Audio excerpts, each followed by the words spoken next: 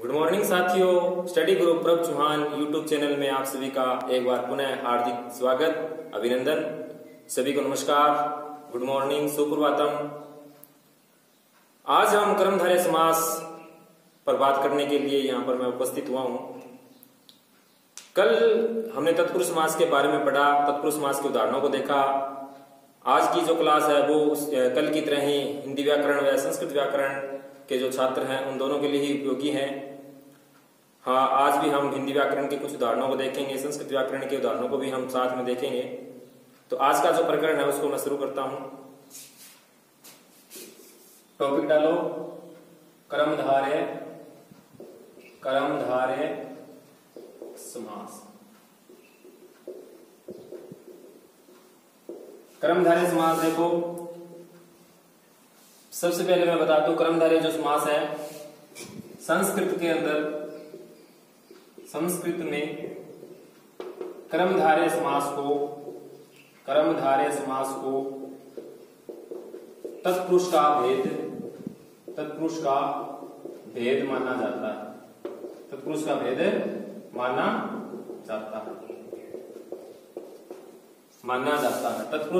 माना जाता है।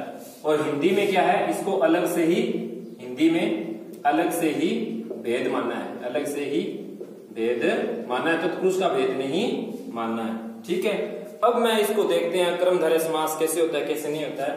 तो देखो, कर्मधारय समास के अंदर इस समास में, कर्मधारय समास में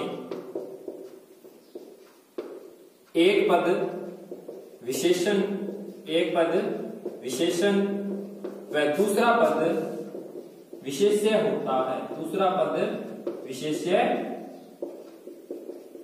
होता है। एक पद विशेषण होगा और दूसरा पद क्या होगा, विशेष्य होगा।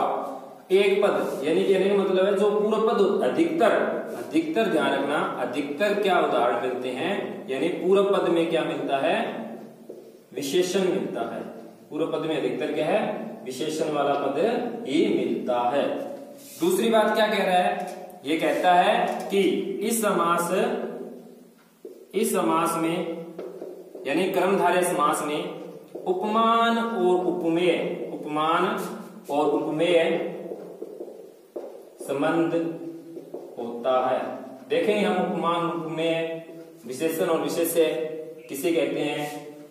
इस समास में उपमान और उपमेय संबंध होता है। इसमें विग्रह करने पर हिंदी में रूपी के समान की तरह शब्द प्रयुक्त होते हैं। अब देखो, मैंने दो चीजें देखी अपने। इस समास में एक पद तो विशेषण होगा और दूसरा पद क्या होगा, विशेष्य होगा। दूसरे उसके नीचे जो उसमें भी आपने देखा उपमान और उपमेय संबंध इस समास में होता है। और विग्रह करेंगे तब क्या आएगा, हिंदी में रूपी के समान या की तरह दिखाई देता है, और संस्कृत में हम विग्रह जब करते हैं तो इव दिखाई देता है, इव। ठीक है, अब हम इसमें देखते हैं सबसे पहले विशेषण और विशेष्य। विशेषण और विशेष्य की बात करते हैं। विशेषण आपने पढ़ा है, हिंदी में भी पढ़ा है। विशेषण किसे कहते हैं, संज्ञावाची व सर्वनामवाची शब्दों की जो विशेषता बताते हैं वे शब्द क्या कहलाते हैं, विशेषण कहलाते हैं। आपने पढ़ा है, यानी जो विशेषता बताई जा रही है,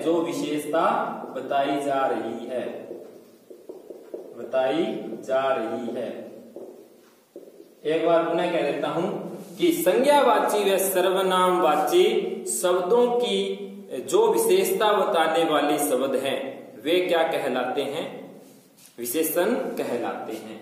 और विशेष्य क्या हुआ, जो संज्ञावाची व सर्वनामवाची जो शब्द हैं वो क्या हो गए, संज्ञावाची व सर्वनाम वाची जो शब्द हैं वो क्या हो गए, यहाँ पर विशेष्य हो गए।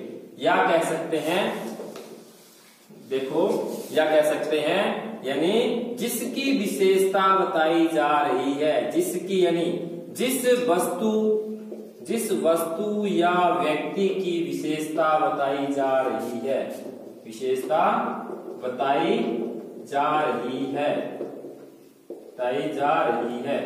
यहाँ पे व्यक्ति और वस्तु कहने से नहीं काम चलेगा, स्थान भी कह सकते हो, ठीक है। तो अब आगे देखो, आप समझते हैं इसको, विशेषण विशेष्य कैसे होता है।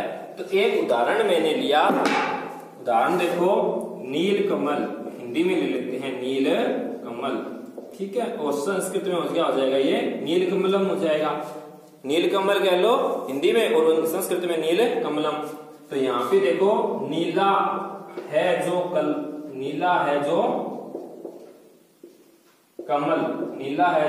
कमल, और विग्रह जो संस्कृत में करेंगे वो क्या होगा, नीलम कमलम इति नील कमलम, ठीक है। हिंदी में भी कर दिया और संस्कृत में भी मैंने विग्रह कर दिया। अब ये क्या कह रहा है, नीला है जो कमल। इस वाक्य में देखो, समझाता हूं मैं क्या कह रहा है ये। हमने क्या कहा, विशेषण और विशेष्य भाव जहां होते हैं वहां पर कर्मधारय समास होता है। तो देखो अब यहाँ पे क्या है, यानी कमल है, क्या है, कोई कमल है, संज्ञावाची या कोई सर्वनामवाची। तो यहाँ पे क्या संज्ञावाची शब्द क्या है, कमल है, और कमल क्या है, यानी मैंने क्या कहा, संज्ञावाची या सर्वनामवाची, यानी जिसकी विशेषता बताई जा रही है, जिस वस्तु या व्यक्ति की विशेषता बताई जा रही है, की विशेषता बताई जा रही है। यहाँ पे विशेषता किसकी बताई जा रही है, कमल की बताई जा रही है। क्या बताई जा रही है कि कमल जो है वो क्या है, आपका नीले रंग का है, यानी उसका रंग जो है वो क्या है, नीला है। तो यहाँ पे नीला जो हुआ, ये पद क्या हुआ, ये पद हुआ विशेषण। क्या हुआ, विशेषण। और दूसरा पद, अब यहाँ पे मैंने क्या कहा, यानी जो विशेषता बताई जा रही है, यानी जो कमल है वो कैसा है, नीला है। तो अब यहाँ पे क्या है, नीला क्या हुआ, विशेषण हुआ। और क्या है, आगे क्या कह रहा है, यानी कमल। अब नीला कौन है, नीला है कमल, तो कमल क्या हो जाएगा, यहाँ पर विशेष्य हो जाएगा। मेरे हिसाब से आपको विशेषण और विशेष्य दोनों जो पद हैं वो समझ में आ गए होंगे। आगे हम चलते हैं, दूसरा जो उसकी विशेषता थी उस पर बात करते हैं।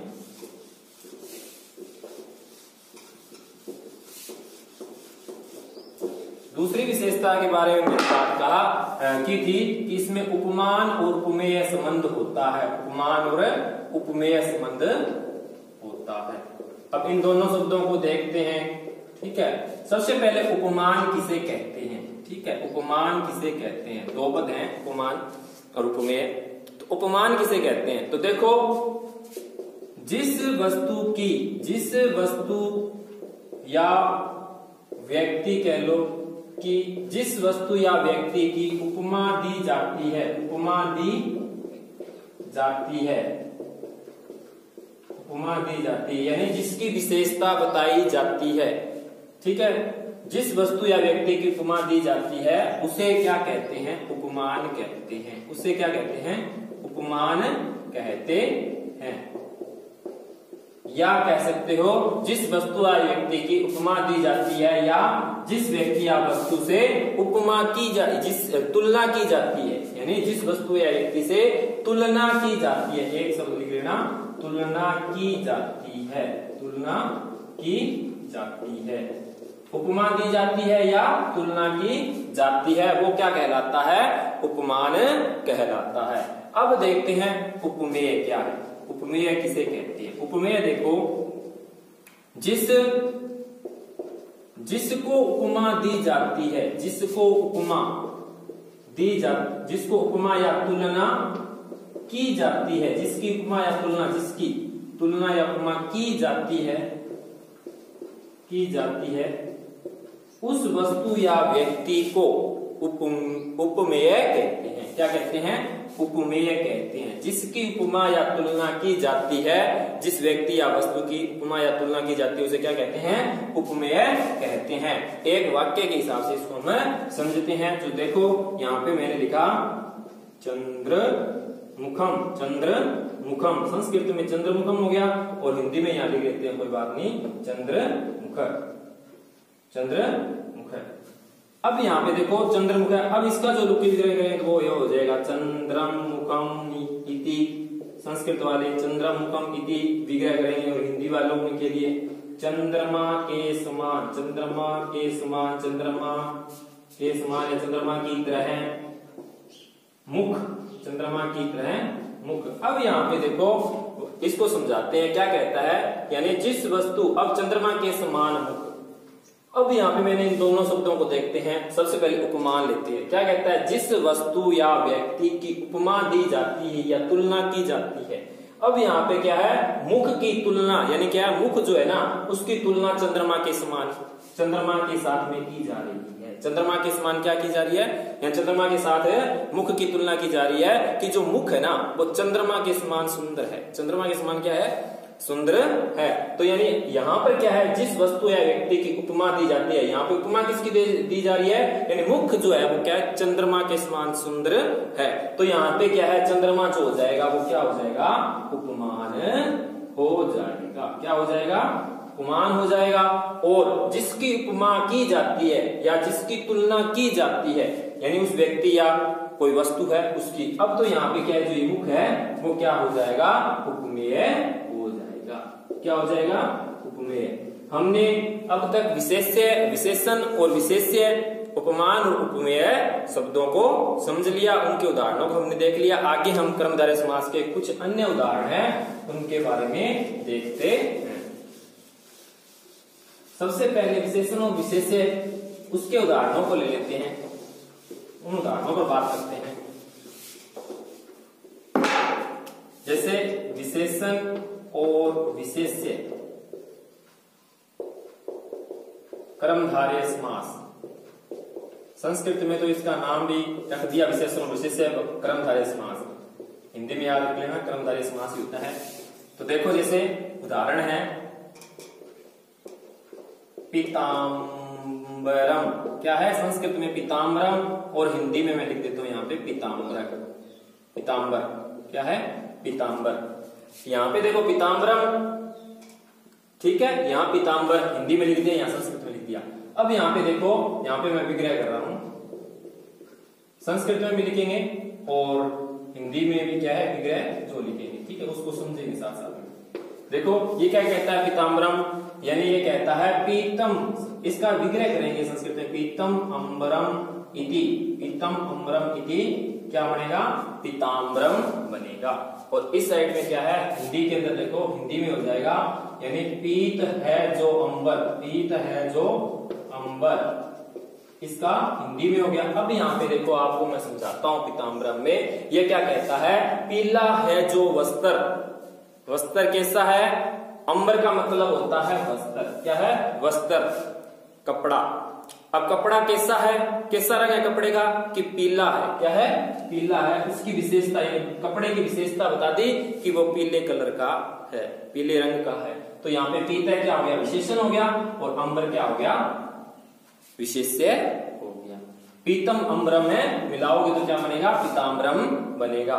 अगर हमें संस्कृत में पीताम्बरम का हमें पता लग जाता है कि यहाँ पे क्या है, नपुंसकलिंग का प्रयोग हुआ है, यानी कहने का मतलब ये है कर्मधारय समास और बहुव्रीहि जो समास है उसके अंदर तुलना करें तो जो कर्मधारय समास है उसके बहुव्रीहि जो समास है उसके अंदर जैसे कोई भी नपुंसकलिंग जो शब्द है वो भी क्या है, वहां पर अन्य अर्थ देगा, तो वहां पर पुल्लिंग और स्त्रीलिंग शब्द में बदल जाता है। बताता हूं कैसे।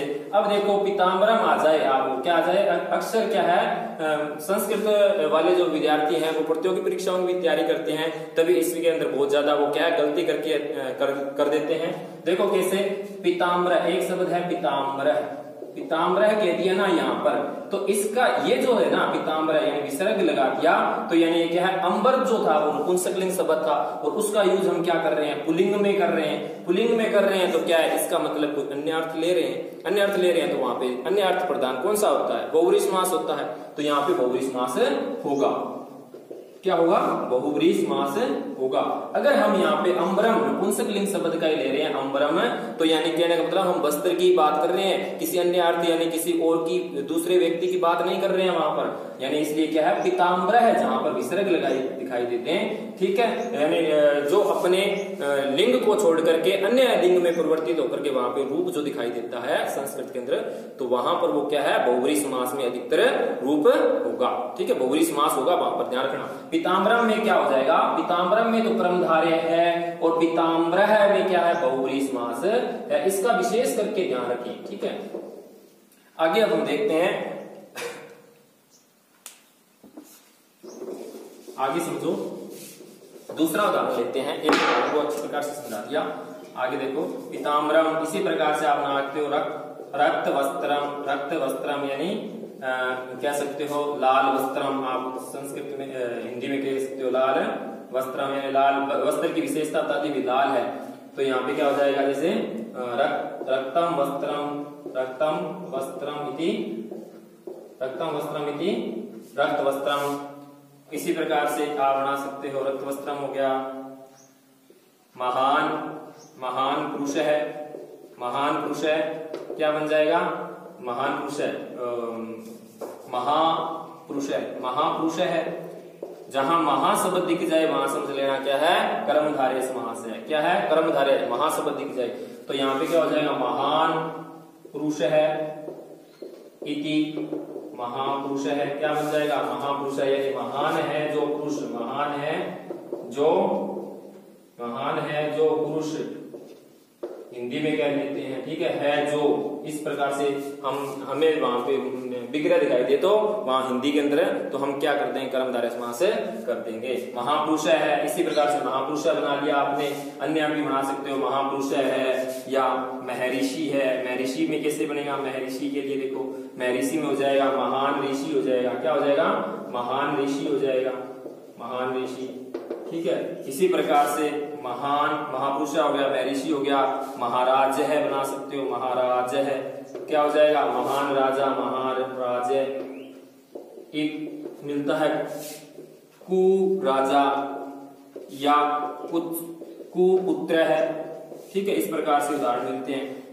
तो कु राजा के लिए क्या होगा, कुत्सित राजा, कुत्सित राजा, कुत्सित राजा इति कु राजा, ठीक है, बुरा राजा जो हो उसे कुत्सित राजा कहते हैं, यानी विशेषता बता रहे थे, बुरा है वो, कुपुत्र, इसी प्रकार से जो अच्छा पुत्र नहीं हो वो कुपुत्र हो जाएगा। अन्य उदाहरण देख लो आप, कुत्सित राजा हो गया, उन्नत, उन्नत वृक्ष है, यानी वृक्ष है जो क्या है, ऊंचा है, यानी उन्नत वृक्ष क्या बन जाएगा, उन्नत वृक्ष से यानी समास कर दोगे तो उन्नत वृक्ष बन जाएगा, यानी उन्नत है वृक्ष इति, उन्नत वृक्ष है, ठीक है।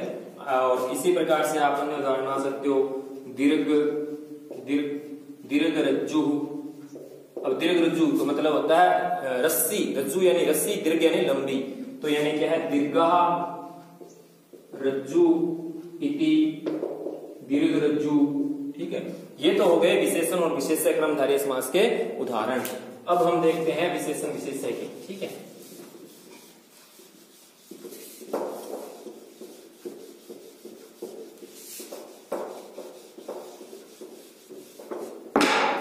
उपमान और उपमेय के उदाहरण देखो, उपमान और उपमेय, उपमान और उपमेय, ठीक है, उपमान उपमेय कर्मधारय के, जैसे देखो घन श्याम है, घन श्याम है, घन श्याम का आकरण क्या होगा, यानी बादल, घन, घन इव श्याम है, यानी क्या है, बादल की तरह काला, बादलों की तरह काला, बादल, बादल के समान काला, तो यहाँ पे क्या कर्मधारय समास हो रहा है, बादल क्या है, यहाँ पे उपमान हो रहा है, यानी बादल की क्या है, उपमा दी जा रही है, किसको, किसकी उपमा, किसको दे रहे हैं उपमा, यानी वो काला है उसकी, वो क्या जाएगा यहाँ पे, श्याम तो हो जाएगा उपमेय आपका, और उपमान क्या हो जाएगा, घन हो जाएगा, घन श्याम है, और हिंदी में करोगे क्या बन जाएगा, बादलों की तरह काला, बादलों की तरह काला, तो क्या बन जाएगा, घनश्याम है। इसी प्रकार से आप बना सकते हो चंद्र मुखम बता दिया आपको मैंने, चंद्रमा के समान मुख, तो चंद्र इव मुखम, चंद्र इव मुखम, चंद्रमुखम। शैलोन्नतः,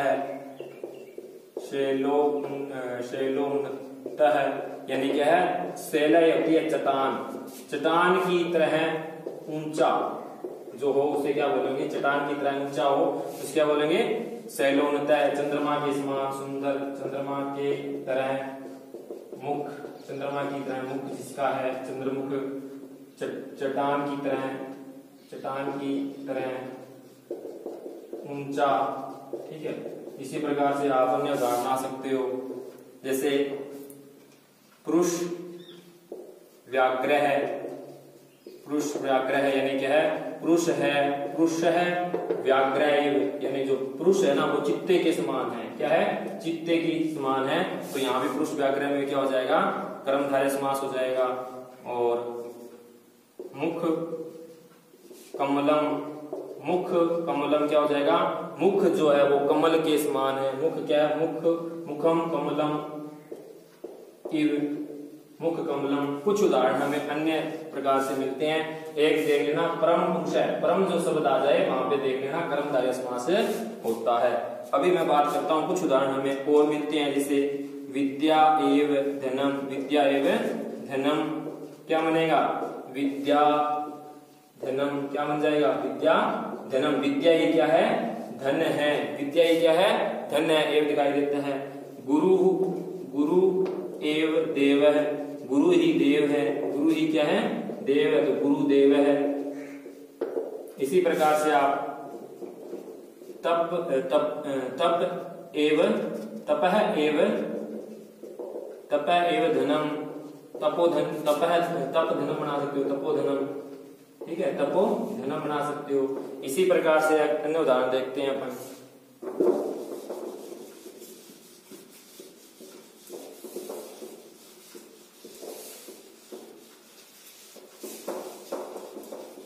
कुछ हिंदी के अंदर अन्य उदाहरण देखने को मिलते हैं हमें, जैसे हिंदी में दुष्कर्म है, दुष्कर्म यानी क्या है, दूषित, दूषित दूषित दूषित कर्म है, जो दूषित कर्म है जो यानी बुरे जो कर्म है उसे कहते हैं दुष्कर्म। इसमें कर्मधारय समास होता है। अधमरा, अधमरा यानी हिंदी में ये आधा है जो मरा, आधा है जो मरा, अधमरा। इसी प्रकार से भव सागर, भव रूपी सागर, भव सागर। क्रोधाग्नि, क्रोधाग्नि, क्रोध रूपी अग्नि, क्रोध रूपी अग्नि। इसी प्रकार से अन्य उदाहरण आप देख सकते हो, क्रोधाग्नि हो गया, अधमरा हो गया, श्री शुभागमन, शुभागमन, शुभागमन, शुभागमन के लिए जाएगा शुभ है जो आगमन, शुभ है जो आगमन, शुभागमन। इस प्रकार से हमने अनेक उदाहरणों को कर्मधारय के अंतर्गत देखा। आज के लिए कर्मधारय समास के लिए बहुत है। कल हम बात करेंगे द्विगु समास के ऊपर। हंसते रहिए, मुस्कुराते रहिए, लॉकडाउन के नियमों का पालन कीजिए, नारी का सम्मान कीजिए, बड़ों का आदर कीजिए। जय हिंद।